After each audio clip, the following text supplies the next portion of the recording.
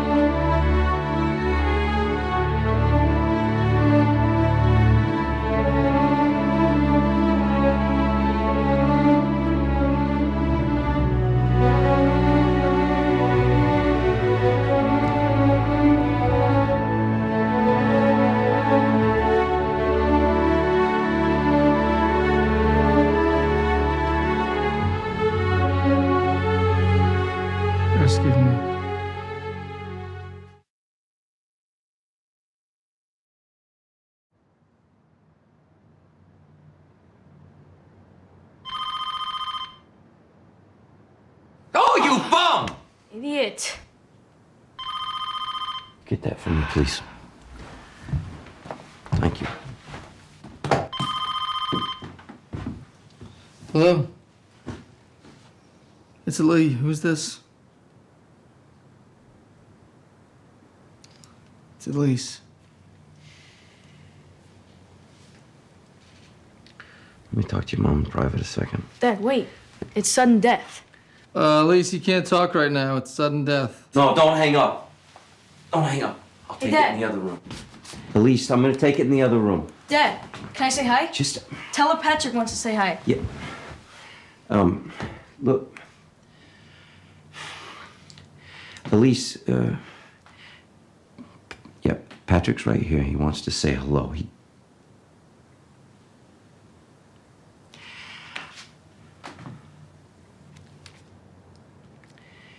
She's got she can't talk right now.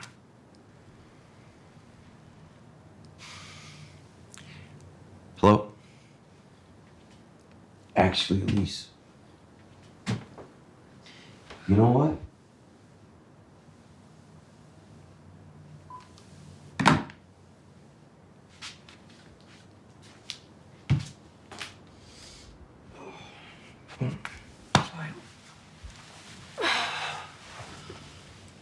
Manchester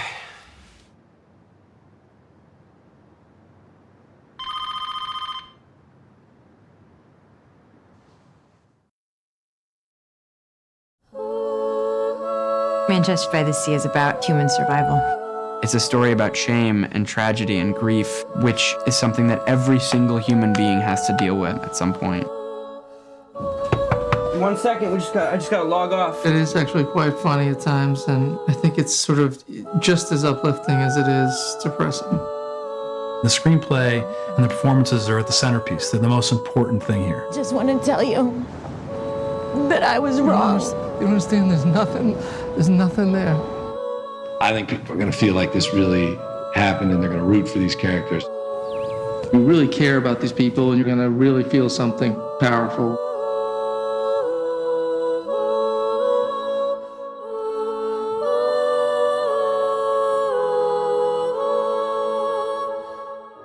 Matt Damon and John Krasinski brought me the basic idea for the story and asked me to write the script. And the idea that grabbed me was this idea of a character who's lost everything and has to go home to his hometown where he doesn't ever want to go back to take care of his nephew after the death of his brother. No, don't do that. I'm going to come up there right now. I like the sense of how to do a story about someone who's been through something that terrible and is still trying to cope and still trying to do the right thing for his family. Manchester by the Sea is written in just a magically evocative, beautiful way. It's very moving. Kenny Lonergan's writing is just peerless, and his characters are so deeply drawn and richly drawn. There's such great detail. It feels like real life. I'll be the bad guy, and you be in the hospital and explain the jokes to your son. I'm going home. You're going home? You're going home? Yep. Let me get it back. Fucker. Come on, what's that stuff already? This story unfolds in flashbacks, and it's constructed in this way that it's just creates all this mystery and tension, so it pulls you in. Daddy. You sort of get to know these people, and you get to love them. Oh, God, no. Oh, what do you think you're gonna do? And then you start to learn what has happened to them in the past. Kenneth not only writes these incredibly sort of realistic people, but then he chooses good actors to play them. Every single person I've encountered, they're all at sort of the top of their game as far as what they can bring to these characters. I think that his execution is specific to his vision, and I actually enjoy the fact that he was directing and that he wrote it because I think that it made an easy transition. I met Kenny Lonergan 15 years ago. I stayed in touch with him, and he sent me the script of Manchester by the Sea, and I said, this is one of my favorite scripts I've ever read. This is one of the best roles I've seen come along in a long time, and I can't think of an actor who could do it as well as Casey. My expectations were very high, but I didn't have any idea how spectacularly nuanced and emotional and detailed and really beautiful his acting was going to be. Susie, Dad's home. I play Lee Chandler, who is a father of 3, and there's a terrible accident, and he loses a bunch of his family. He's a guy who can't quite get around the tragedy that's happened to him. And I think you see that manifested in many different ways. The simplicity with which he leads his life, the tension and the anger that he carries. And I think when we meet him, he's still a shell of the guy he used to be. It's funny, I don't think of him as being inexpressive. I think he's just expressing different emotions from what people would expect in the different situations that he's in. For instance, he shows up at the hospital and his brother's passed away, and he's very upset, but he's upset in a different way from how the other people there expect. Hey, Lee. Is he dead? His brother's best friend, who's played by C.J. Wilson, is there, and he's weeping. And you can tell that Lee is also upset, but you cannot tell in what way. There's something weird and wrong with the way he channels his feelings. Okay, yeah, we've got to talk about the boat and the website and all that. Sure, I'm around. You learn eventually that it's because he's trying to hold them at bay because they're just too much for him. So to me, the character is extremely active and very expressive. He's working all the time at things that the rest of us don't have to work at. Casey can make you really feel all the levels of what's happening with the characters that he's playing. And I think you have to have an actor like that in order to pull off a role like this. Just look at Casey's face when he's playing those scenes, something's always going on in his mind, but the specificity of the moments really works. We worked on this a lot, just how he copes with small things and big things, because, you know, he's a guy who's like trying to keep the walls from caving in on him every single day he's alive. I really learned a lot working with Kenny. I think he made the experience, which was at times a real challenge. You know, some of these scenes, he made it, in the end, an experience I wouldn't trade anything for. He's always thinking about the part, he's always thinking about the scenes, he's always thinking about the movie. He's extremely demanding of me and of everyone and of the situation in a way that I think is largely very, very healthy and stimulating and inspiring. Why can't you stay? I can't beat it. I'm sorry. Son, we can upset him. Leave, don't pick him up. What do you mean? If he's not crying, leave well enough alone. Leave well enough alone. That's what me and your mommy should have done instead of getting married. Oh, shut up. Brandy is played by Michelle Williams. She is my wife. We have 3 kids together. When we first meet my character, we sort of drop in the middle of a messy, funny, combative, real relationship. Hey! You want to keep it down, you fucking morons? My kids are sleeping. I'm so sorry.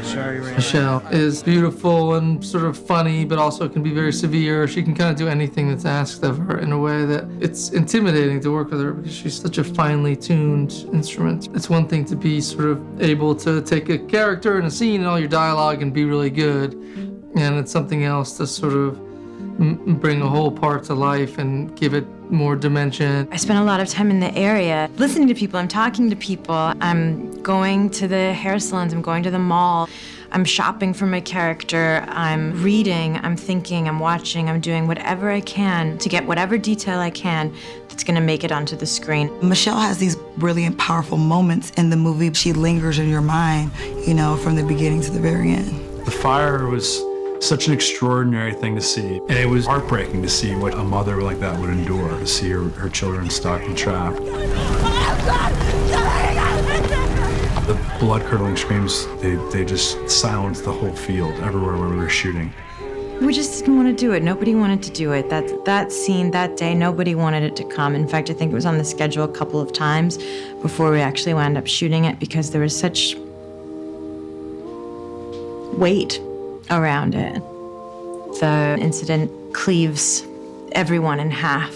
It ends relationships. It changes people irrevocably.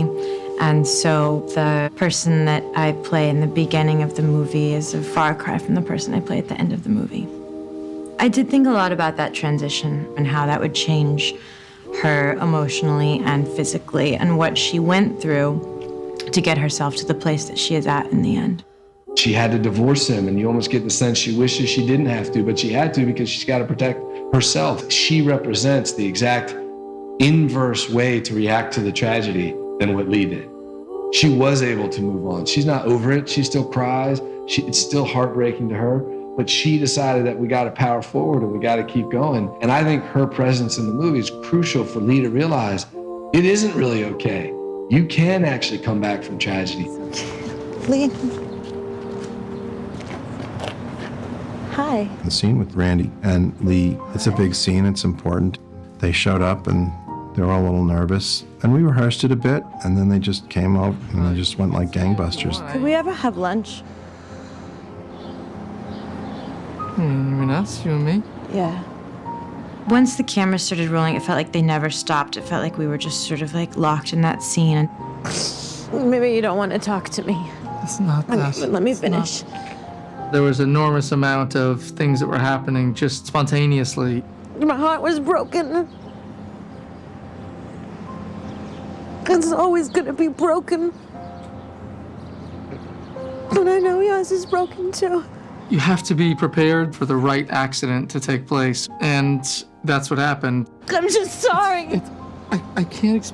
I love you. I was standing across from the right actress who makes everyone better. The thing that I'll never forget is hearing Kenny call cut from behind the monitor and realizing that he had been crying along with us, and that is like something I've never experienced before, but something very specific about Kenny as a director, as it is that he's not observing his actors from the outside. He's like jumping in the hole with you. You understand? There's nothing there. There's nothing there. That's not true. He's emotionally as naked as he makes you be. He takes himself to that place as well.